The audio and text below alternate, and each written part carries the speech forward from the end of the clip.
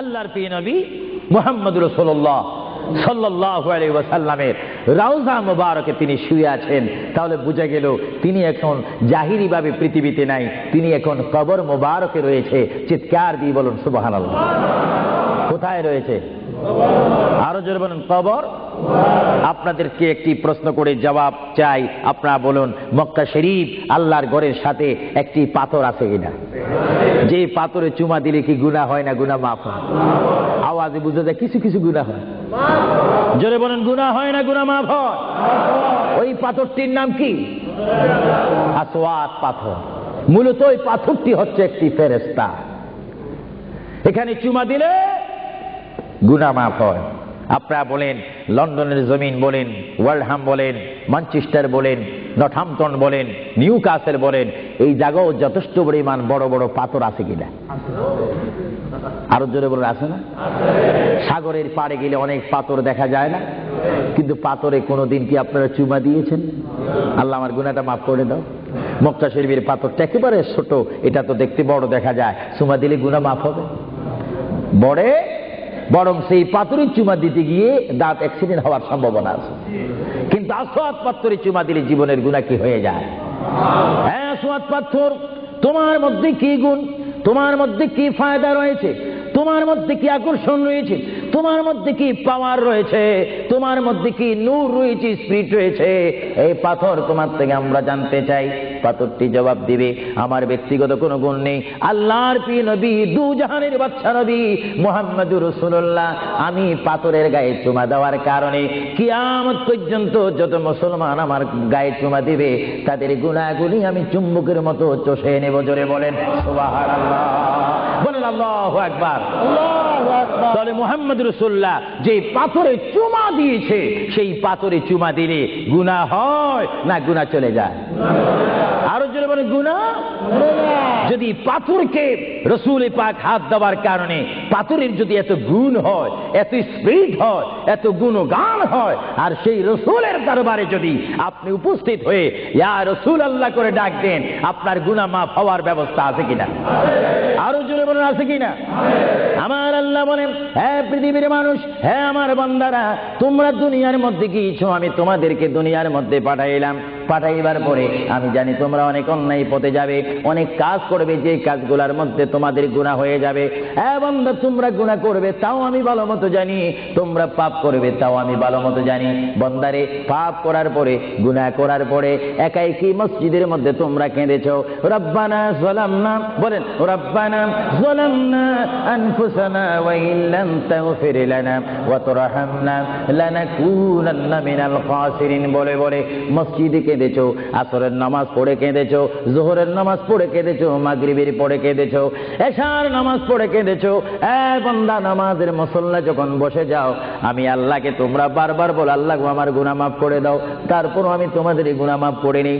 তারপরও তোমরা নিশি রাত্রে, মানুষ যখন ঘুমে যায়, তোমার বিবি যখন ঘুম যায়, তোমার ছেলে যখন ঘুম যায়, তুমি নিশি রাত্রে ঠান্ডা পানি দিয়ে ওযু বানিয়ে নামাজের মুসল্লায় বসে তুমি আবার যখন ডাক দাও, রব্বুল আলামিন, পৃথিবীর কোনো মানুষ আমার গুনাহ সম্পর্কে জানে না, তুমি আমার গুনাহ সম্পর্কে জানো। আমি এমন গুনাহ করেছি আমার বিবি জানে না, বিবি গুনাহ করেছে আমি জানি না।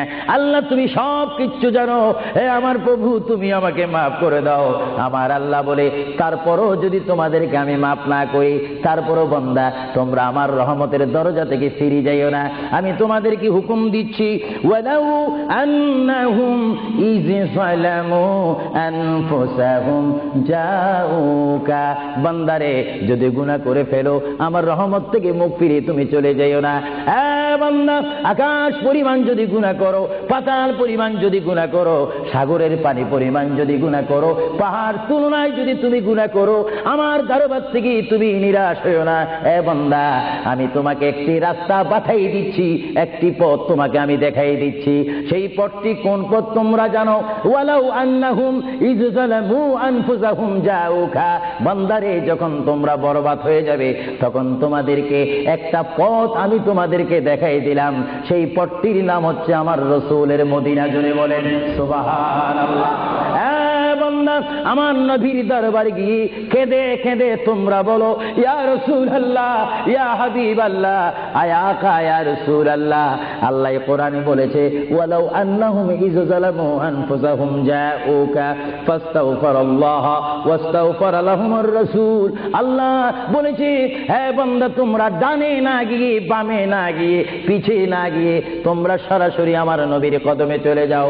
আমার নবীর কদমে গিয়ে আমি আল্লাহর দরবারে তোমরা তওবা করো।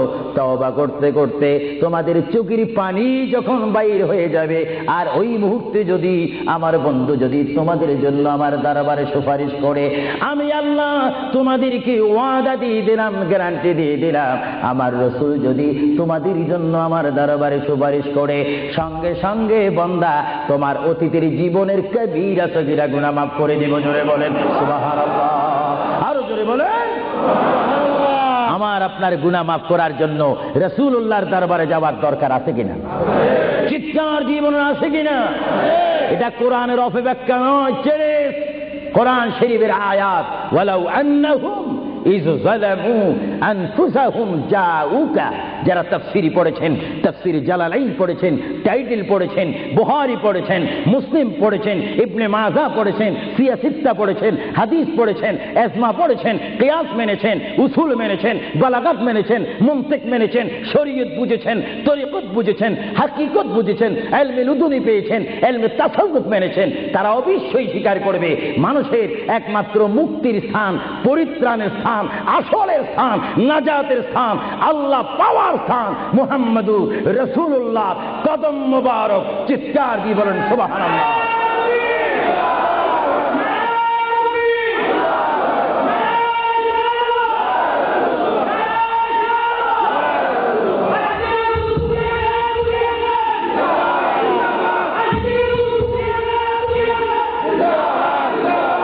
আপনারা সেই রাসূল চান কি চান না?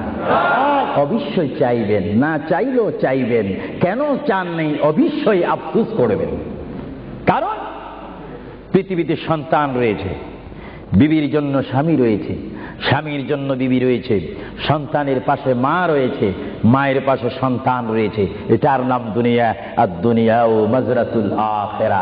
কিন্তু এই দুনিয়া যেই দিন জীবনের সমাপ্তি, বিদায় ঘন্টা বেজে যাবে, সেই দিন সন্তান ইচ্ছা করে মায়ের পা ছেড়ে দিবে, পিতা তার মায়ের সামনে থেকে চলে যাবে। এমনি ভাবে সবাই বিচ্ছিন্ন হয়ে যাবে, সব চলে যাবে। একমাত্র সাথী হবে, আপন হবে, বন্ধু হবে, কবরের সঙ্গী হবে। সবাই বলেন মুহাম্মাদুর। আরো জোরে বলেন না মুহাম্মাদুর। আপনারা সেই রাসূল চান কি চান না? সেই রাসূলের চরিত্রের মধ্যে উম্মতে রক্ষা পাওয়ার গ্যারান্টি আছে কিনা? একটু দরুদ শরীফ বলেন, আল্লাহুম্মা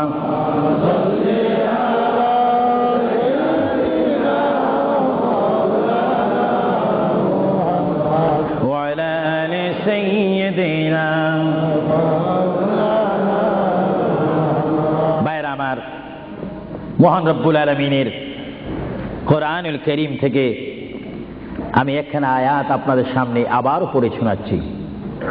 আমরা যারা এখানে উপস্থিত রয়েছি, আমাদের সকলের জীবনের সাথে সঙ্গে সঙ্গে রয়েছে মওত। জোরে বলুন কি? মরণ। মরণ মানে নড়াচড়া নাই, কথা নাই, শক্তি দেখাইবার ক্ষমতা নাই, চিৎকার দেওয়ার কোনো আওয়াজ নাই। এটার নাম কি? মওত। আমার আপনার এই বডি থেকে, দেহ থেকে, শরীর থেকে, জিসিম থেকে প্রাণ পাখি চলে যাবে, রূহ। সেই রূহ যখন আমাদের সামনে থেকে, ভিতর থেকে চলে যাবে, তখনই আমাদেরকে ঘোষণা করা হবে মরহুম। স্পিকার যখন ছিলাম, স্টেজ আসন গ্রহণ করে আন্তর্জাতিক বক্তা আবু সুফিয়ান আল কাদেরী বক্তব্য দিচ্ছে, আর যখনই আমার নিঃশ্বাসটা চলে যাবে, সেই দিন আন্তর্জাতিক শব্দ আর ব্যবহার হবে না। সেই দিন সবাই আমাকে বলবে, ইসলামিক আহলে সুন্নাহ ইসলামিক ফাউন্ডেশনের সকল সদস্যরা, সকল ইমানি ভাইয়েরা, সুন্নি মুসলমান ভাইয়েরা, তাওহীদ ও রিসালাত বিশ্বাসী ভাইয়েরা, সেই দিন আমাকে অবশ্যই ঘোষণা দিবেন মরহুম। জোরে বলেন কি? কিছুক্ষণ আগে আমি ছিলাম সাহেব, কিছুক্ষণ আগে ছিলাম আমি মাওলানা, কিছুক্ষণ আগে ছিলাম আল্লামা, কিছুক্ষণ আগে ছিলাম বিশ্বনন্দিত, কিছুক্ষণ আগে ছিলাম বিশ্ব মুফাসসির, আর এখন হয়ে গেলাম কি? মরহুম। অর্থাৎ এখন কি নাই? জীবন নাই, রূহ নাই, প্রাণ নাই। জোরে বলুন কি নাই? আমাদের সকলের বর্তমান এই মুহূর্তে আমার মা বোন বলেন, আমার ছোট ভাইয়েরা বলেন, বাবারা বলেন, আমার জ্ঞানী গুণী ভাইয়েরা বলেন, আমাদের মধ্যে প্রাণ আছে কিনা? এই প্রাণটা কি আপনার হুকুমের মধ্যে নাকি? আপনি জানেন চেয়ারে বসেছেন, আপনি জানেন যে মুহূর্তের মধ্যে আপনি কয়েকবার মৃত্যুবরণ করতেছেন। একটি নিঃশ্বাস যদি চলে যায়, বাইর হয়ে যায়, আরেকটি নিঃশ্বাস নেওয়ার ক্ষমতা নেই। যে তুই নিঃশ্বাস প্রতি মুহূর্তে, প্রতি সেকেন্ডে যিনি আমাদের মধ্যে নিঃশ্বাস দিচ্ছেন এবং বাহির হচ্ছে, আসতেছে এবং যাচ্ছে, এই নিঃশ্বাস হুকুম মানতেছে কার? আরো জোরে বলুন কার? হঠাৎ করে যদি বন্ধ হয়ে যায়, পলিসি শেষ, ব্যবসা শেষ, ঘরের সেই সামানা সৌন্দর্য, সেই চেয়ার পালং, সেই স্বর্ণ হীরা মুক্তা পাউন্ড ডলার রিয়াল সব কি শেষ। এসেছেন আপনি, এখান থেকে আপনার বেডে আর যদি মৃত্যু হন, আর ঘরে আপনাকে ঢুকাবে না। 2000, 200,000 পাউন্ড দিয়ে ঘর খরিদ করেছেন, সেই ঘরে আপনার স্থান নেই। আপনাকে মরহুম বলে, মৃত্যু বলে আপনাকে ঘোষণা দেওয়া হবে, এই ঘরে তার স্থান নাই। তার এমন একটি স্থান যেখানে পৃথিবীর আলো নাই, বাতাস নেই, চেরাক নাই, লাইট নেই, সাথী নেই, সঙ্গী নেই, পাড়া পড়শি নেই, সমাজের কেহ নেই, রাষ্ট্রের কেহ নেই, বন্ধুত্ব কেহ নেই। এমন একটি জায়গায় তাকে পৌঁছে দেওয়া হোক, যেই জায়গার নাম বলা হয় আলমে বারজুখ। ওই যোগের প্রথম গাঠির নাম 3.5 হাত গড় হবে, সেই গড়টির নাম হবে কবর। চিৎকার দিয়ে বলুন সুবহানাল্লাহ। আরো জোরে বলুন না সুবহানাল্লাহ। সেই কবরে আমাদের যাওয়ার প্রোগ্রাম আছে কিনা? এই জন্য আমার বিষয় হচ্ছে কবর ও হাসর। কবর কি? কবরে আপনাকে যেতে হবে। সেই কবর কি? যার ডানে হবে মাটি, বামে মাটি, পিছে মাটি, সামনে মাটি, উপরে মাটি, চতুর্দিক 6 দিক আপনার মাটি থাকবে। সেই জায়গার নাম হবে কবর। আল্লাহ রাব্বুল আলামিন এই জন্য কোরআন শরীফের মধ্যে বলেন, পৃথিবীর মানুষ, যেমনি ভাবে আমি তোমাদেরকে পাঠাইলাম আমার ইবাদত করার জন্য, তেমনি ভাবে আমি তোমাদেরকে কোরআনুল কারীমে আবার হুকুম দিলাম। আমার ভাইরা বলুন বিসমিল্লাহির রাহমানির রাহিম, ওয়ালা তামুতুন্না ইল্লা ওয়া আনতুম মুসলিমুন। জোরে বলেন সুবহানাল্লাহ। আমার আল্লাহ বলেন, আমার বান্দার মধ্যে নারী হোক আর পুরুষ হোক, পুরুষ হোক আর মহিলা হোক, উভয় জায়গা থেকে আমি বললাম, তোমরা ততক্ষণ পর্যন্ত মৃত্যুবরণ করো না, ততক্ষণ পর্যন্ত তোমরা মরো না, যতক্ষণ পর্যন্ত তোমরা নিজকে নিজে মুসলমান প্রতিষ্ঠিত করতে না পারবে, যতক্ষণ পর্যন্ত তোমরা মুসলমান না হবে, ততক্ষণ পর্যন্ত তোমরা মরো না। মুসলমান কাকে বলে? যারা 5 ওয়াক্ত নামাজ পড়ে। মুসলমান কাকে বলে? যারা 30টি রমজানের রোজা রাখে। মুসলমান কাকে বলে? যারা 30টি তারাবির নামাজ আদায় করে। মুসলমান কাকে বলে? যারা সবে কদর মানে, সবে বরাত মানে, সবে মেরাজ মানে। মুসলমান কাকে বলে? যারা মক্কায় গিয়ে হজ করে। মুসলমান কাকে বলে? যারা মদিনাতুল মুনাওয়ারা গিয়ে রাসূলুল্লাহর জিয়ারত করে। মুসলমান কাকে বলে? যারা কোরআন শরীফ তেলাওয়াত করে। মুসলমান কাকে বলে? যারা বড়কে শ্রদ্ধা করে, যারা ছোটকে আদর করে। মুসলমান কাকে বলে? যারা মায়ের খেদমত পালন করে, বাবাকে শ্রদ্ধা করে, মা বাবার হক পালন করে। মুসলমান কাকে বলে? যারা আল্লাহ এবং তার প্রিয় নবীকে মানার মতো মানতে পেরেছে, তাদেরকে মুসলমান বলা হয়। জোরে বলেন সুবহানাল্লাহ। আরো জোরে বলেন। আমরা শুধু নামে মুসলমান থাকতে চাই না কাজে মুসলমান হতে চাই?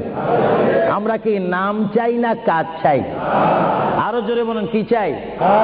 আমরা কি দরজার বাহিরে ভাত ভাত করতে চাই না ভাত খেতে চাই? কেউ যদি বিবিকে ডাক দে, ভাত, আপনি কোথায়? দরজার বাহিরে।